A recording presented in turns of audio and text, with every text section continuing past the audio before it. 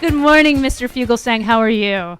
Reading Mookage from the New York Bureau. How are you guys? Good to see you, Jody. Good to see you, sir. So, I liked your tweet. How often does anyone get to say Ivanka was the most interesting part? Exactly. How often in our lives have we said, wow, Ivanka Trump was the most fascinating part of that evening, and let's all applaud Liz Cheney's bravery. Right? I mean, it's a day to say brand new words and orders. I know. We are totally in the upside down. Absolutely. This is insane. Top Gun's a hit. I mean, everything is just the 80s all over again. It's insane. Yeah, Kate Bush has something to say about that. Yeah, no right? kidding. No kidding. Give us your thoughts on last night's thing. Well, I thought it was quite gripping. I was telling you guys in the break, I had to do a stand-up set in Midtown before my SiriusXM show started at 9 p.m. Eastern, and I was like begging the MC to let me go up first. They're like, you want to go up first? So I'm like, yes, I'll go die in front of a cold audience. I just got to get home by 8 o'clock to watch this thing. And I'm so glad we did. Our live coverage began at 9 p.m., and when the whole thing wrapped at 10 p.m. Eastern, our phone lines were lit up for the next 2 hours. And we had Rude Pundit and Professor Corey Brettschneider join us for analysis.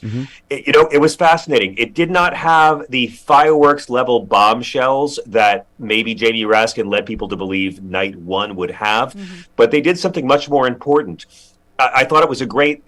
Think about Obi-Wan Episode 1. They've got to set up, A, that there's going to be a lot of surprises coming in the next few episodes, and B, they've got to let you know that these storytellers know what they're doing. This is not going to be Lost Season 7. These guys know how this ends, and they have plotted out their storyline. So the main points they made, and they made quite a few, number one to me was that Trump's top advisors did not believe his election fraud claims had any kind of merit behind them. So Trump knew he was lying. They all knew it was a lie before January 6th, and they established that with the testimony.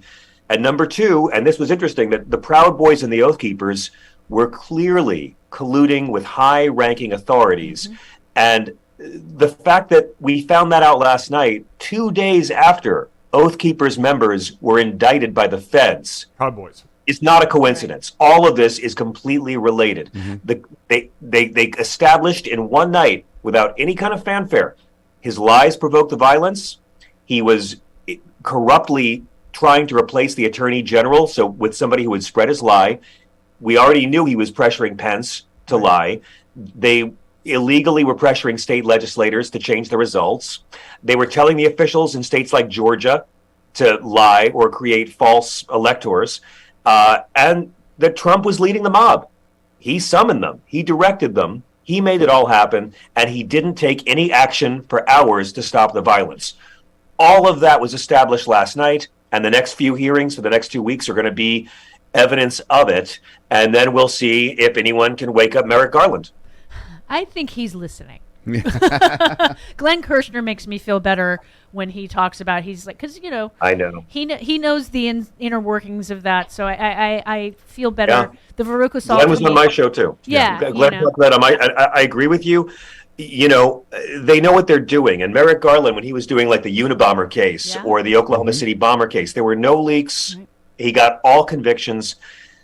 But here's what I say to people: nobody went to jail for the Iraq War. True. Nobody really went to jail for Iran-Contra. Presidents generally get away with things, and we have to... I don't think these hearings are about what happened January 6th. These hearings are about what could happen in 2024. If you're going into this looking for Donald Trump to get his karmic comeuppance, don't worry. That's going to happen. He's going to spend the rest of his life shoveling money to defense attorneys and being the national ghoul. He's already in his prison. I think what's much more important is getting turnout for 22 and getting people to take the steps necessary to make sure this doesn't happen in 24, because they've spent the last 19 months rigging the system and setting up people who would give false electors in 2024 to Ron DeSantis. Although I still pray Trump runs, because I'm into history. I would love to see a guy lose the popular vote for a third time. No one's ever done it. I think Trump's the only man with a shot. I think you are correct. And your thoughts on Officer Edwards' testimony? It broke my heart what she went through. Yeah. Well, I thought it was very wise because she's someone we haven't heard from as much as True. other officers that night. And to have someone who was right there next to Officer Sicknick. And one of the most disgusting aspects of the denial of all this is people saying, oh, well, Brian Sicknick got, beaten to hell, went home, and just died of natural causes. Him having a stroke that night had nothing to do with Donald Trump's evil army of winged monkeys beating the hell out of him a few hours earlier. He was murdered. He was. He just died of his injuries a few hours later. Yeah, I agree. I mean, they are cop killers, and so I thought that was the most powerful part of it for me. Yeah, and the fact that Ivanka's testimony, I just amazing, and good on her for finally having the Queen Elsa from Frozen filter for her testimony. I thought that was a really nice touch. She almost looked like AI. Yeah. I was waiting for her to sing "Let It Go." I swear to God, I was like, "Horrible Gelfling, horrible Gelfling." And with Officer Edwards, her testimony about her last statement to Benny Thompson about being hit on the head, being pushed down on the ground and getting the concussion. That was just, you could see watching that again is traumatic because it's still so fresh in her mind. And I bless her and seeing the other officer cry in the audience last night. And her description of Sicknick going white was... As opposed to red like you would if you were pepper sprayed. Yeah, I mean... I completely agree. It was so powerful. And again, we've seen male cops from the Capitol testify. And it's one thing if you've got a butch guy with a neck tattoo. It's another thing to see a woman officer who was beaten by these thugs. I thought it was powerful. And for a while, I was wondering about Nick Quested. I'm like, why are they talking to the filmmaker who didn't like the hotel accommodations? But again, they know what they're doing. That was all about establishing the Proud Boys and the Oath Keepers and the essential role they played. And so his part of the narrative was there to establish what will come later on in the hearings. And it's completely related to the indictments this week. I really, I was watching it from a storytelling point of view, and for me, it wasn't about the flash. It was about the narrative. And again, God bless Liz Cheney, Yeah. Dick Cheney killed 1 million people because he lied, and Liz Cheney killed her career because she told the truth. It's exactly. I live for it. Exactly. It's they were right to hire a news producer. They really were, because they know how to do that. I was saying to Bob Seska yesterday, I'm like, they're going to make it like an episode of Law and Order that's a continuing, more next week kind of thing. Because they, like in a Law and Order, you see what's happening and then they go on from there. Because I'm, a Law and Order aficionado.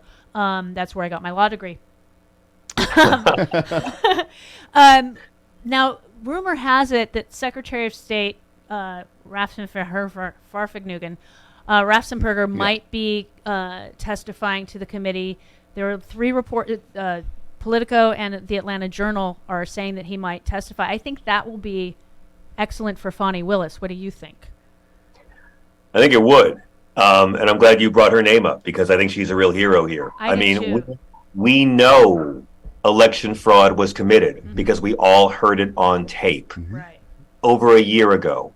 Donald Trump wasn't telling Raffensperger to try to find him. He wasn't saying count all the votes. Right. He wasn't saying make sure every vote is counted. Right. He wasn't saying make sure none of my votes got thrown out. Right. He was asking for a specific number of votes in his favor. He was strong-arming that guy, putting the screws to him to make sure that it would be exactly enough votes for Trump to be able to steal the state. We already know what happened. It's right on tape. But, the real villain here is not Trump to me. Haters are going to hate. And the real villain to me here is not the thugs who invaded the Capitol. And it was terrorism, by the way. I'm really tired of insurrection. No, it was terrorism. Look at the definition of the word, man. I mean, use of violence or threat of violence, the unlawful use of intimidation, especially against civilians in the pursuit of political aims. Yep. It was textbook terrorism. But I was scared of the thugs in MAGA hats trying to overthrow the election in the Capitol on the day of January 6th. But I'm still more disturbed by the elected thugs in bad suits who tried to overthrow the election in the Capitol a few hours later that night. Exactly. For all these Republicans who saw that violence and who knew Trump lost and still signed on to the lie. And I can't say this enough, man. I was glad Benny Thompson brought up the KKK Yeah. in his because you cannot separate what they did from white supremacy. Exactly. This was. Go ahead. I was just going to point out, John, we talked about this in the earlier segment. When the documentary filmmaker was talking about taking a picture of them in front of the Capitol, you saw members of the Proud Boys holding up the white power symbol in those photos. Yeah. So you cannot separate the racist element from this. You can't. I mean, this was a president who launched his political career with a racist smear that the first black president wasn't one of us. That's how he launched the whole campaign. And these were people who were carrying Confederate flags into a building built by slaves in service of this racist president, trying to throw out the votes of majority black voters in majority black districts in Pennsylvania and Arizona. You cannot separate it from the white supremacy. And it's always the guys doing white supremacy who disprove the notion of white supremacy. You know, no one makes me more embarrassed to be white than the white supremacists, because they're generally the white inferiors. They generally are. And going back to Merrick Garland, seditious conspiracy is a very difficult crime to prove in a court. And because he's so conservative, I find that a good thing that he is actually using that particular charge against the Proud Boys and then the Oath Keepers that have already pled guilty to that. They have evidence. It sounds like he's got it, and because he's so good at keeping a lid on things, I'm feeling more and more encouraged every day with him being at the helm now. Are you? Yeah. You know, I mean, because it's. I think the most recent time that was charged, the people did not. They were not found guilty, because it is a difficult thing to prove. Right. It is. But again, I don't care about getting Trump. Like, to me, this is all about getting Trump. He will not be redeemed in the history books. Remember when we were kids, the old creepy people who still defended Nixon? Yeah. Nixon Roger wasn't Stone. bad. He just got caught. And they were like these ghouls. Right. And I always thought people would grow old defending Bush and Cheney, you know, but they didn't. Donald Trump, all those people who hated us for warning them about Bush and Cheney all those years. And then we were proven right. And they hated us even more. And then Trump comes along and tells them Bush and Cheney lied to you and the war was no good. And suddenly they're acting like they were at all those anti-war marches back in 2004 and not us. Right. And it shows how fickle the fascist mob is. And believe me, if Ron DeSantis comes forward and starts telling them Donald Trump lied to you all, they'll follow him and they will throw Trump under the bus. They are a cult of selfishness. It's not about ideology. It is about the fleeting illusion of earthly power. And these people, some people will grow old defending Trump, but I am so glad people are on the record right now, because when Liz Cheney talked about how Scott Perry called the White House to try to get a pardon, and multiple other Republican congressmen sought presidential pardons, I'm like, all right, I want to know who those guys were. I mean, no wonder Jared was testifying. He was so busy with pardons for so many weeks. And let's thank Jared once again for being the douchiest douche in douchedom, because douchiest douche in douche town. Oh my God. I mean, listen, my favorite part of the whole thing was, I think they only included that Jared clip to show that Jared was a complete chode. It didn't, that was something that didn't improve the narrative. It didn't feed, it was just, oh, hey, by the way, Jared's a ponce. Here it is. And that was it. They could have left it out, but they put it in for us. It was like an Easter egg. I loved it. It was. Wow, I'm getting this from Chris. Thank you so much, John. And you just let me know when you need me to, you know, when somebody cancels on your show, I'm in. Stop it. Well, I want you to come on my show next week. I'm going to write to you. Okay. And tonight on the show, I'm having a one-on-one with Bruce McCullough of Kids in the Hall. Oh, yay. And Marilu Henner is on next week, as well as Tom Petty's daughter, Adria. I love Mary Lou, and Bottom. she will remember every single fact about the last time you saw her. She will. This was Mary Lou's 5th time doing my show. Do you have any idea how hard it is to come up with new questions every time about HSAM? No kidding. Oh, my God. She'll tell you she answered that last time. She's amazing. I love her so much. She is. And Lonnie says that Bruce McCullough reminds him of Tim Conway, so... If it comes up, let him know, and I agree with that. So we taped the interview the other day, and all 5 kids were on last month, but Bruce is just Bruce tonight, and he's wonderful. It's a great conversation. Wonderful. Thank you, John. Thanks, guys. Have a good weekend. You too. Bye.